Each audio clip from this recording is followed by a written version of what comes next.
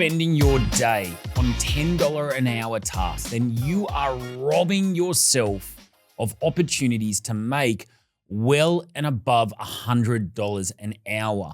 This is through doing menial administrative tasks. And in today's episode, I'm going to teach you how to hire and manage a world-class VA. So you buy back time, you have more focus, and you have more space to do the things that truly matter in your business. I truly do believe that every fitness business owner should have a virtual assistant. I believe it's a secret weapon, yet it can seem like this mystical world. And so in today's episode, I'm going to demystify it. I'm going to tell you everything you need to know about how to recruit a virtual assistant, manage a virtual assistant, and how to leverage your offshore talent so you can truly do the things that move the needle in your business. But let's rewind a little bit. We've now got 8 incredible virtual assistants on our team. They are the engine, and what they do for us is truly phenomenal.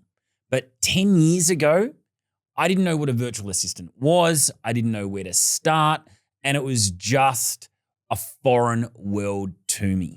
When I hired my first virtual assistant, I didn't know what to expect.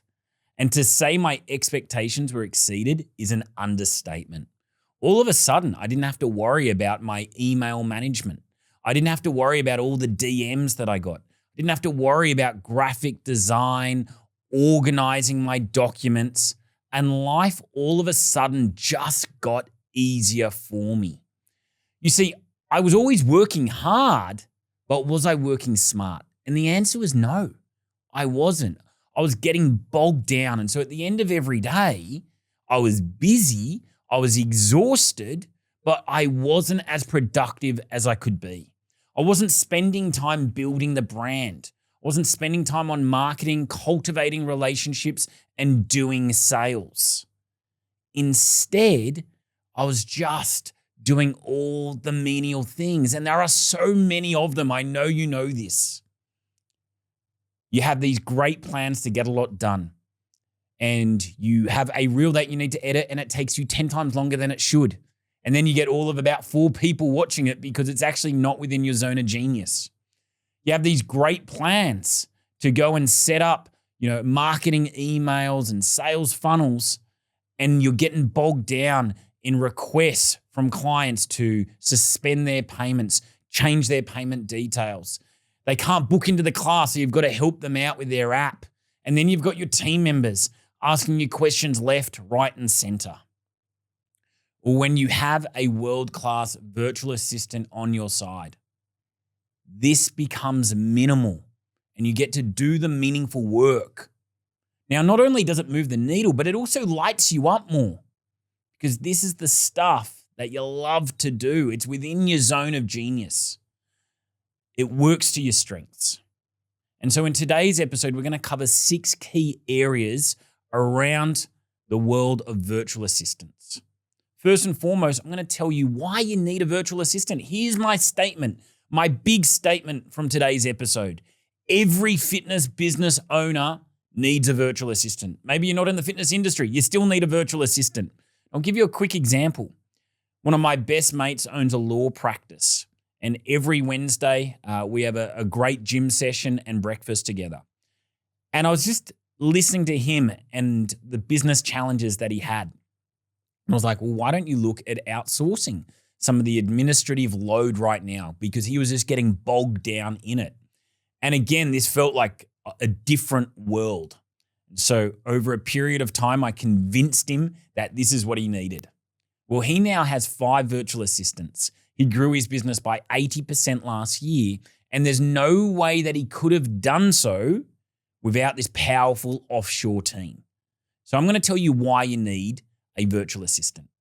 The second thing I'm going to go through is what they can actually do, because there's a lot of confusion around what they can and can't do. So I'm going to tell you exactly what that looks like. Number 3, I'm going to tell you where you recruit. There's 3 different ways that you can recruit offshore talent, and I'm going to go through each one of those, the pros and cons, so you can be well informed which first step to take. Number 4, I'm going to show you how to onboard them and set them up for success.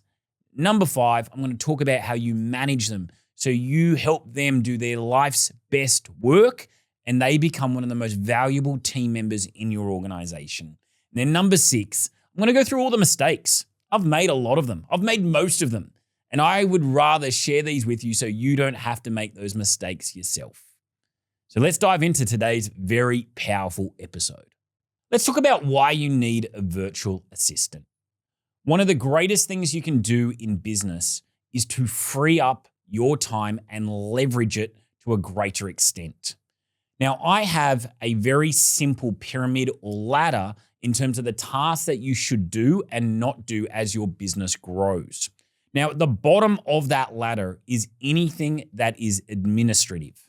So if you're right now having to answer emails from clients or prospects, you're having to manage your inboxes, your DMs, if you're creating graphics, if you are responding to payment inquiries, app difficulties, anything along those lines, then that is the very first layer that should be delegated. Now, most fitness business owners will hire a coach first.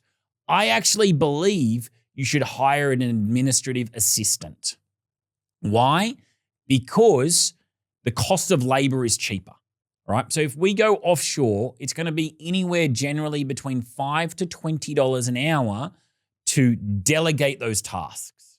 Now, think about this. If you did an activity audit or a time audit during the week, I guarantee that you're probably spending 10 plus hours on these tasks right now. Now, all of a sudden, you delegate those tasks, you've got 10 more hours. Let's say you spend an hour actually managing the person that's doing it for you. So let's say you've got 9 more hours. You've got 9 more hours to spend on marketing or sales. But even if you just did coaching at $100 an hour, I've spent $100 to delegate and free up that time, yet I'm now making an additional $900, so I'm $800 better off, right? And this is the game of business. We want to continually delegate the tasks and then elevate ourselves. Delegate to elevate. So at the bottom, we have our administrative tasks. And so I don't want you guys doing that. We want you to use your time wisely. We want to free up time and space. We want to minimize stress.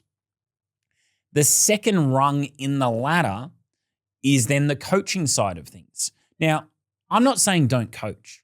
I know a lot of you love coaching. You got into this industry to help people through movement and exercise. So I'm not saying remove that altogether. What I'm saying is minimize it so the opportunity cost isn't great when it comes to sales and marketing and leadership. So I find the sweet spot anywhere generally between 5 to 15 hours of coaching. That includes your programming and setup. Beyond that, you're robbing from those other primary functions. Then you've got your marketing, then you've got your sales, then you've got your leadership. But where I'm talking about offshore in particular is from an administrative perspective. But they can actually help you out from a programming side, so the coaching element. They can help you out from a marketing element in terms of the content curation and posting and engagement. And they can help you out from a sales perspective because they can do outbound DM work and create bookings via your content. So there we have the delegation ladder. And so my hope for you is that you're spending 80% of your time in leadership, sales, and marketing. 20% of your time may be the coaching itself, and almost zero should be admin. Once you do this, you'll start to expedite the progress and growth of your business itself. You see, you know what business owners need?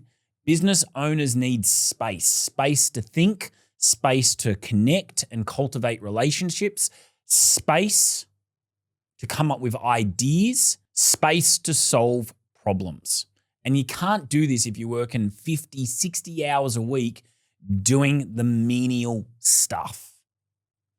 So this is why you need a virtual assistant. I hope I presented a compelling case. On a logical side, it just makes sense. You're buying back time And with that time, you don't have to necessarily spend it on work. You may have more time for your own health or your family now. From an emotional perspective, you've now created the necessary space so you can operate at your very best. So what can a virtual assistant do? There really is no limitation on what they can do within the business itself. So what can a virtual assistant do? There's really no limitation. You're only limited by your own imagination. But what I will say is this: your first hire with offshore talent should be a really good all-rounder. Someone that's a great communicator, very well organized, and that will start with the administrative functions. Once you become really proficient at A, freeing up time, but B, managing offshore talent, then you can hire more specialist roles. So within our business, we have media buyers, i.e. people that actually help us with our meta ads. We have content specialists, and we have different categories. So people that are great at video, people that are fantastic at graphics, people that are really good at SEO. And then we have people that are really good at sales in the DMs themselves. But first, you want to start with that all-rounder. And in terms of the tasks themselves, I think about it from two different categories. Number one, what are the tasks that you're doing right now that you shouldn't be doing? And the best way to uncover that is through what we call our lead formula, right? LEAD. I want you for over 3 days to list every activity that you're doing in 15-minute increments. All right, so it's an activity audit. Yes, it's a little tedious, but what it's going to provide is wonderful insights into where you're spending the scarcest of all resources, your time, your energy, and your focus. It's going to create awareness. Once you've got that big list, the first thing you need to do before we even delegate is just eliminate. Eliminate anything that is not moving you, your business, or your life forward. It might be scrolling in the mornings. It might be going to meetings that have no real purpose. You've just been doing it. It could be a number of given things. You first eliminate and get them out of your schedule, get them out of your routine. Stop those habits. All right. The next thing we want to do is automate. So if right now we're doing things like some of our sales follow-up, onboarding, some of the just kind of basic administrative functions that could be automated through a good software like Go High Level, then let's go and spend the time on setting this up. There's a little bit of time in the beginning, and then once it's done, it's like the engine that never sleeps. And then the third part is the delegation, all right? LEAD, the delegation. We're going to circle everything that we're doing right now that is a $10, $20, $30 an hour task, because we're not going to do those anymore. So that's the first lot of tasks that a virtual assistant can do. Now, the second lot actually will come from things that you know your business should be doing right now, but you're not, because you just don't have the time, energy, or space. So you may go, you know what? I really do need to improve my onboarding. I'd love a handwritten card in there. I'd love some onboarding emails. I'd love a physical gift to send people in the mail. I just haven't had the time or the space. So we would put those down. You might go, you know what? I really need to be employing that traffic light system that Dan and his team have taught me so we keep members super engaged, but I haven't had the capacity or time to do so. So that would be another one. And so what I've done is I've actually created a list of 50 plus tasks that a virtual assistant can do on your behalf. And what I'd ask you to do is just go through that list. If you're watching this, if you're listening to this, reach out to us and we'll give you the list. And so you can audit your business and go, all right, I know these things are going to add tremendous value to my client experience, to our retention, to our acquisition, and our overall growth. I just haven't had the capacity to do it. So let's add those. And I've broken it down into different functions. Now, I'm just going to share a little about me and what I do and don't do in my business. You see, people laugh at me because I say I don't do very much. And that's the reality, right? Right now, I'm sitting down. I have the wonderful opportunity to deliver this podcast, but that's all I do. I don't actually edit the podcast. I don't create the graphics, the thumbnails. I don't create the reels. I don't create the emails, the blogs that go along with it. That is my incredible offshore team when it comes to content. Again, I'll come up with the idea. I will always do the creation and the ideation. And that's why you need space for exactly this. But I won't do the curation, i.e. the editing of it. I don't even know how to use Canva, CapCut, or any of that other software. I will not do the posting of it. And most of the time, I won't do a lot of the interaction with it, right? So I'm only doing one part of the 4-part sequence. Why? Because my incredible team does the rest, and that allows me just to produce more quality content. We use Go High Level in our business. I wouldn't even know how to send an email in it, right? And we're sending multiple emails, multiple text messages. We've got complex workflows in it. But again, my offshore team does everything. I would get at least 200 emails and DMs every single day. Now, this used to stress me out no end. It used to overwhelm me. But now my incredible team will just sort and reply on my behalf, or they'll flag anything that needs my immediate attention. Any website updates, done by my team. Any graphic creation, done by my team. Any client communications around all the amazing events that we host, both face-to-face and virtually, done by my team. All the reporting to see how we're tracking as a business, done by my team. So these are just a few simple of examples on how right now we are utilizing offshore talent to do so much within our business itself. I refer to our offshore team as the engine. They really are. And we couldn't do what we do and how we do it without them. So they're the two categories that I want you to think about in terms of what they can do. Because a lot of people go, well, I don't think I have enough, Dan. The reality is this. You don't think you have enough. But there is so much right now that you're doing that you shouldn't be. And right now there's so much that you're not doing that you should be, that you will very easily come up with full-time hours. I kid you not. A lot of people freak out when I say your virtual assistant is going to work 40 hours a week for you. They're like, there's no way I have that much. But it doesn't take long, particularly if you go through our task list. And before you know it, you're going to end up hiring specialists and you're going to have multiple virtual assistants on your team. Well, right now you might be saying, yep, Dan has convinced me. I want a virtual assistant on my team. Where do I go and find them? Well, there's 3 different ways we can recruit a virtual assistant. So I'll go through all 3, the pros and cons of each, and then you can determine which one is going to suit you best. So number 1 is you've got your outsourcing sites like Upwork and Fiverr, which are more project-based. Now, these are wonderful. These are a great opportunity for you just to test outsourcing and global outsourcing. This is how I started in this space. I didn't want to do market research. I didn't want to do graphic creation. And so I would create these projects on these sites. It gave me a wonderful opportunity to test their talent. Then if they were fantastic, I would then bring them in-house. So Upwork, Fiverr, 2 of my absolute favorites. If you've got any kind of projects that you're doing right now, like one of my amazing clients just set up all of his Go High Level automations, workflows, booking links, learning management system through Upwork, and now he's going to bring that team member in-house. So if you've got any projects like that, dip your toe in the water and test it that way. Now, what you can do is if you like the person that you're working with, you can actually then offer them a more full-time and consistent role off the platform itself. So that's number 1.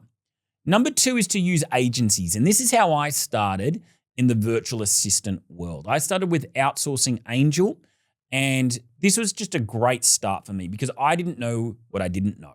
Right? I didn't know what I could do. I didn't know the contracts. I didn't know how to pay. I didn't know how to communicate. I didn't even know how to recruit.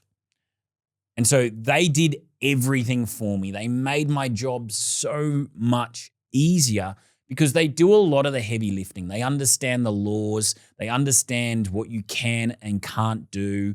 They actually bring the best prospects to you so you don't have to filter it, and it saves a lot of time. They have the contracts. If something doesn't work out, they'll actually go and replace them. If they're sick, if there's any emergencies, they go and deal with it there and then. And so it actually made it really simple for me. Now, the downside of that is you're going to have to pay for that service, right? So let's just say I have a world-class administrative virtual assistant. If I go direct, I'm going to pay anywhere between $5 to $10 an hour Australian. If I use an agency, it's more likely to be anywhere from $12 to $25. So you're going to pay significantly more, but there is greater ease within the overall experience itself. It's a good way to start. And the third way is to go direct. Now, there's a couple of different places you can go. I'll go through two. Number one is FreeUp. Now, FreeUp is where the most qualified virtual assistants, offshore talent is. They've already done the audits and the checklists to know that they are very good. Now, the downside of that is you're going to, again, pay the premium, right? It's almost going to be double in terms of the second option, which is online Philippines jobs, right? Online Philippines jobs is a huge directory, and there is a ton of talent there. There's some amazing world-class A players, but then you're also going to have some people that are not so good. And so the challenge and the downside is you've got to filter through a lot of applications to find the diamonds in the rough. The pro on it is that you can get your cost of labor a lot lower. All right. This is where you can get a very good virtual assistant at $5 potentially an hour, but you're going to have to do a little bit more work to do so. So each one of the three has a pro, has a con. If you're just kind of wanting to dip your toe in, test it out, see how this whole mystical world works, then I'd recommend your Upwork or your Fiverr. If you're now convinced and you want someone permanent, someone committed to your team, but you just don't want to have to do a lot of the legwork, then try an agency. And if you want to be super economical about this, then you can go direct either through online Philippines jobs or FreeUp. And that's what we do now. And I'm going to give you some tricks and some hacks so you can do this more effectively and more efficiently. All right, let's talk about step number 4. How do we get the best applicant into our business? I'm going to break this down into a series of different steps. And really, I just want you to think about it this way. It's no different from recruiting locally. So the practices, the best practices that I'm going to recommend will transfer right now. So number one is you want a strong advert. What does a strong advert look like? It's very clear in terms of the roles and responsibilities.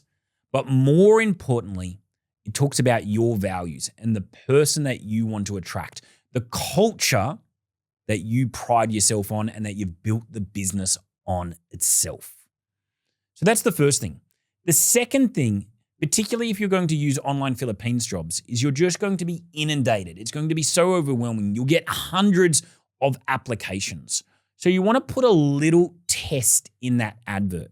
Now, the little test may be that they do a cover letter that covers exactly why they should be chosen or considered for the role. It might be a Loom, for example, that has something relevant to the role itself. Maybe it's a review of your website or socials, but it's just got something that is going to clear out 90% of the people that don't read the application in detail and depth. And immediately, like, it's the easiest way to sort because I want people that can clearly follow directions. So that's the first part, is the strong advert. Once they've applied, you're going to shortlist the candidates, right? Did they pass the test or not? If they pass the test, you're then going to have an interview. This is the second component. And there's a few key things within the interview itself. Number one is I want to look at their internet connection. Most of the time, the offshore talent is based in the Philippines, and the internet is fantastic, but you just want to be sure on this. The second is, what is their English language like? You know, are they clear? Do they understand? You'll see this in the written form, obviously with their written application, but you also want to see it in the verbal form as well. The third thing you want to look for is the background. Where are they working? Are they working in like a busy house, or do they have a dedicated space which is quiet, which enables them to do great work? Now, if they're successful at the interview stage, the third and final stage is such an important one. Now, this is a more formal test, and I love this stage because it really does filter the good from the great. And in that test, I'm going to make it directly relevant to the role. I'm going to pay them for this as well. So I'm going to say, look, here's a project. I'm going to pay you $50 for this project. What I want you to do is I want you to create me a Facebook ad. I want you to do an audit on my Instagram, showcasing what I do well and where I can improve. I want you to, do X, Y, and Z, create this spreadsheet, create this SOP. And then you'll get a very clear understanding of how they work. Now, if they are successful, then we have the onboarding process itself. Few key things in the onboarding process. You want to have a very clear contract. Now, this is something that we give to our members. We've had it prepared by a lawyer. So it makes sure that it protects both parties, both the virtual assistant, but also you as the employer.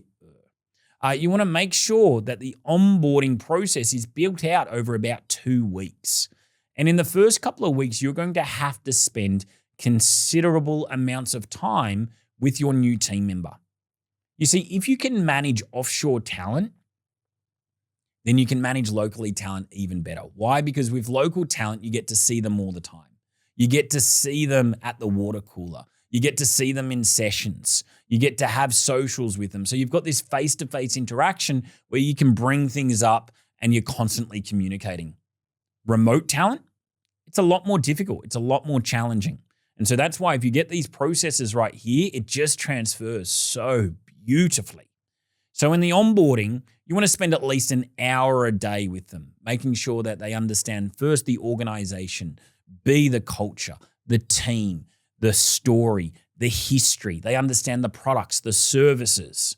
They understand the mission, the values, what you're trying to accomplish and achieve. Then you get into this task-specific work. And before hiring a virtual assistant, you should do the prep work.